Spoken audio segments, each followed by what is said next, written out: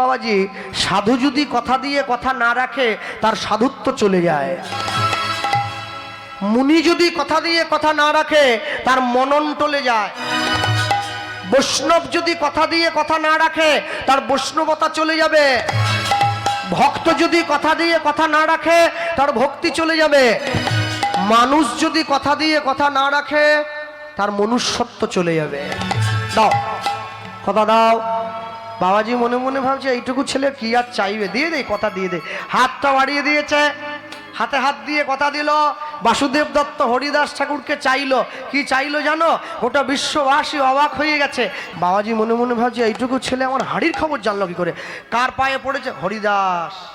সৃষ্টিকর্তা ব্রহ্মা দাপর যুগে ভগবানের 9 লক্ষ ধেনু চুরি করেছিল, কলিযুগে হরিদাস হয়ে চুরির ঋণ শোধ করছে। দিবানিশি 3 লক্ষ হরিনাম গাইছে, ছেলেটা গিয়ে তার পায়ে পড়েছে। হরিদাস ঠাকুর মনে মনে বলছে এতটুকু ছেলে আমার ব্যাপারে সব, এই আর কি জানিস রে?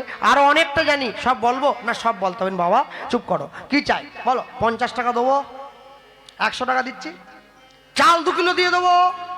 বলে না, ওসব কিছু চাইনি। তাহলে কি নেওয়ার জন্য আমার পায়ে পড়লি? বলে আগে তুমি আমায় কথা দাও, আমি যেটা চাইবো তুমি সেটা আমায় দেবে। আগে হাতটা বাড়ি দাও, কথা দাও। হ্যাঁ, দাদু গিয়ে নাতিদের সামনে বসে বলছে বলো তোমাদের কি চাই? বড় নাতি বলে আমার জামা প্যান্ট চাই, মেজ নাতি বলে আমার সুন্দর একটা গাড়ি চাই, ছোট নাতি ছুটে এসে বলছে আমি কিচ্ছু নাহি চাই, শুধু মানুষ হতে চাই। দাদু বলে এতদিন পরে সঠিক জিনিসটা চেয়েছে। হরিদাস ঠাকুরের সামনে বসে 11 বছরের বাচ্চা ছেলে আগে হাতে হাত দিয়ে কথা দিয়ে নিচ্ছে কি চাই। হ্যাঁ বলো। হাতটা যেই ধরেছে বাসুদেব দত্ত বলে উঠছে শোনো বাবাজি, সাধু যদি